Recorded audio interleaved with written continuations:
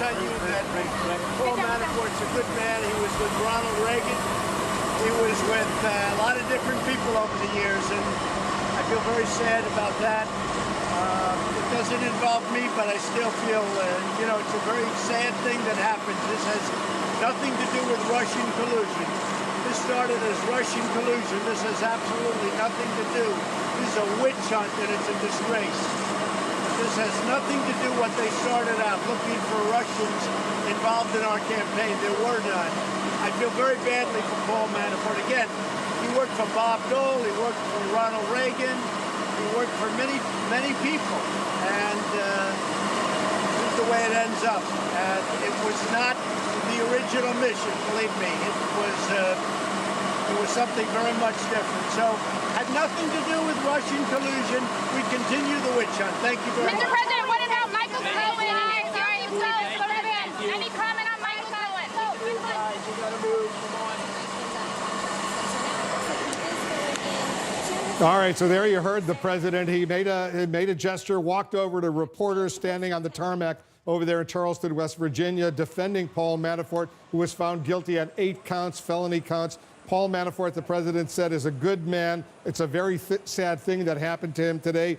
He said repeatedly this had nothing to do with Russian collusion. He called it once again a witch hunt, a disgrace. Quote, I feel very badly for Paul Manafort. He reminded all of us that Paul Manafort at one point in his political career had worked for Bob Dole and for Ronald Reagan. And once again, he ended with nothing to do with collusion. The president then walked away, heard some questions shouted on the Michael Cohen guilty plea in New York. He ignored those questions, but you can see the president very, very angry that Paul Manafort, his campaign chairman, was found guilty on 8 counts, 8 felony counts, could potentially spend the rest of his life in jail. The president certainly has the option, if he wants to do it, down the road of issuing a pardon for Paul Manafort. Clearly, he's very sympathetic to Paul Manafort. But let's get some reaction to what we just heard. Jim Acosta, you're already there in Charleston getting ready for this rally. We'll hear what the president has to say at this political rally. But you heard a very strong defense of Paul Manafort, found guilty on 8 counts today. That's right.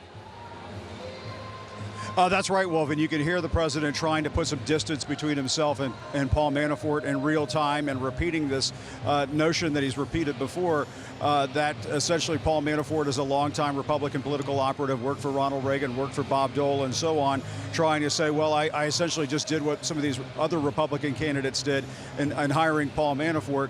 But, Wolf, obviously, when the president says that there was no collusion, that this case has nothing to do with collusion and that it's a rigged witch hunt, obviously we should point out that the Mueller investigation is not yet wrapped up. But what you're seeing here, Wolf, is the White House fumbling for a response to how to handle this avalanche of very negative, troubling legal news for the president.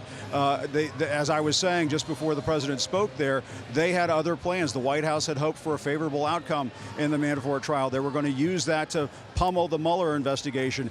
They were also planning to talk about the Cohen case in terms of his taxi cab business dealings. Now that it's come out that Michael Cohen, his longtime fixer, has pled guilty to conspiring and being in some sort of arrangement with the president to pay off people towards the end of that campaign, including Stormy Daniels, that obviously takes that case into a whole another dimension. Now we have the president of the United States, potentially implicated in a federal crime. Wolf, it does not get more serious or more troubling than that. And I think it was interesting that the president talked about that as he arrived in West Virginia, talked about the Manafort case, did not talk about the Michael Cohen case. The Michael Cohen case potentially has the president immediately right now in very deep legal jeopardy. Of course, we'll also be listening at this rally in just a short while from now to see if the president comments on this in front of this crowd of supporters. This may just be the shot in the arm that he needs right now, because in these moments, as we've seen with the Mueller investigation, he likes to tweet out his frustrations.